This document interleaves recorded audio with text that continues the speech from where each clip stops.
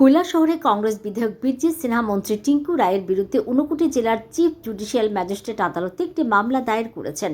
শুক্রবার এ ব্যাপারে তিনি সংবাদ মাধ্যমে জানান, বীরজিৎ সিনহার অভিযোগ, নির্বাচনের সময় জমা দেওয়া বাধ্যতামূলক এফিডেভিট মন্ত্রী টিঙ্কু রায় তার বিরুদ্ধে থাকা ফৌজদারি মামলার তথ্য গোপন করেছেন।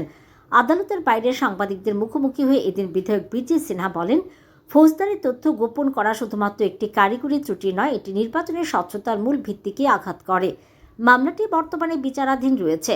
মামলার বিষয়বস্তু আদালতে রেকর্ড করা হচ্ছে বলে এদিন জানান তিনি। বিজেপির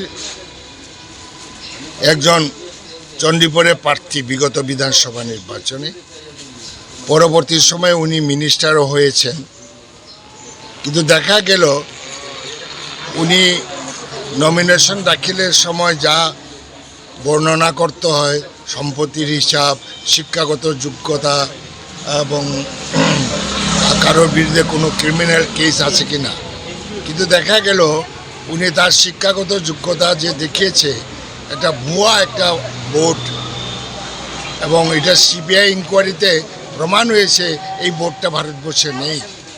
নাম্বার 2, আগরতলাতে প্রতিবাদী কলমের অফিস গিয়ে জ্বালাইছিল, আক্রমণ করছিল ওর নেতৃত্বে, তখন বিজেপির সেক্রেটারি ছিল। এটা এখনও কেস চলছে। এটা কিন্তু উনি এফিডেভিটের মধ্যে বর্ণনা করেন। এফিডেভিটে বর্ণনা না করলে এটা গহিত কাজ, এবং আমরা ক্রিমিনাল কেস আমরা করেছি।